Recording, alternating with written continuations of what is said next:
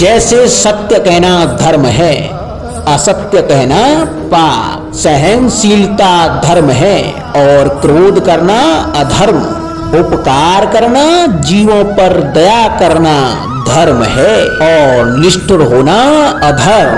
परंतु क्या यही सत्य है? क्या कभी कभी परिस्थितियां इन आवेशों को उल्टा नहीं कर देती? करती हैं। यदि इस संसार में कुछ धर्म है, कुछ पुण्य है, कुछ महान है, तो परिस्थितियों के अनुसार चलना।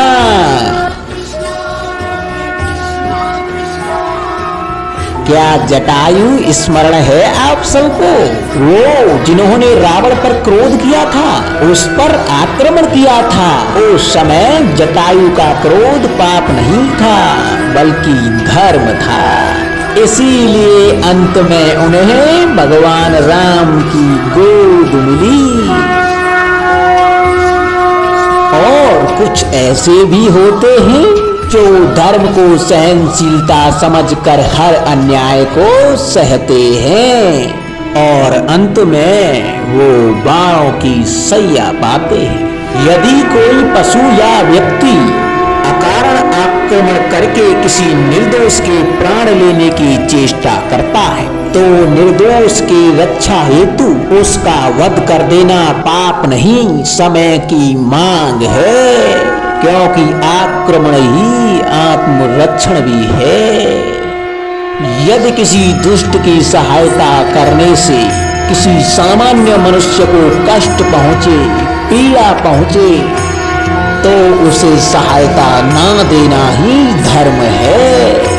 अकारण क्रोध अस्वीकार है, परंतु क्रोध से कुछ शुभ हो तो क्रोध और दंड भी धर्म ही है। स्वीकारण, सत्य का स्वीकारण मनुष्य के लिए बहुत ही महत्वपूर्ण है।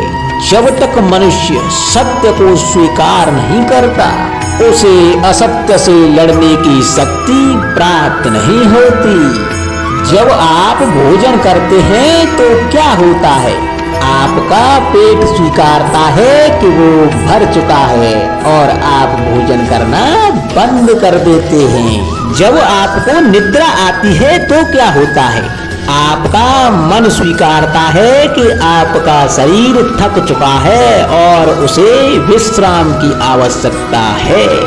उसी प्रकार जब आपको किसी व्यसन को रोकना हो तो आपको स्वीकारना पड़ता है कि बहुत हो चुका है, चाहे वो लालच हो या मदिरापान।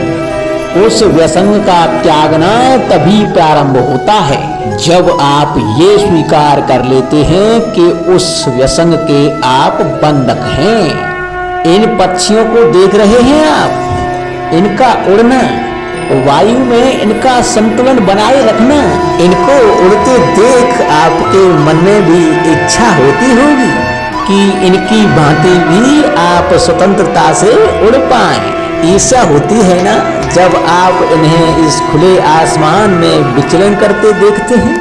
परंतु कभी सोचा है इस उड़ान को पाने के लिए इन्होंने कितना परिश्रम और कितना अभ्यास किया होगा? इन्होंने कितनी बार हवा में उड़ने के बाद ये धरती पर गिरे होंगे। इस उड़ान का, इस स्वतंत्रता का ये मूल है।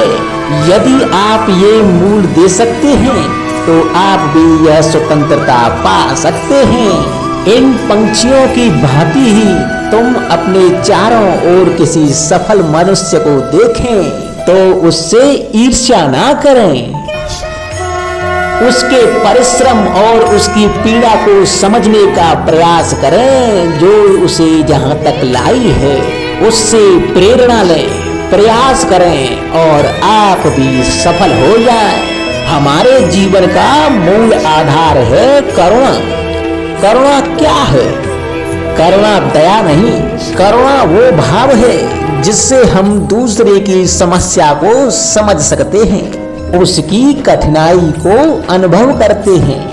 इस संसार में सारी समस्याओं का मूल है एक दूसरे की परिस्थितियों को ना समझना, और इस समस्या का हल है करुणा।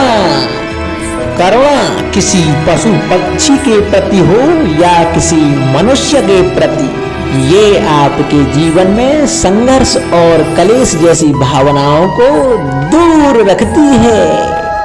राधे राधे।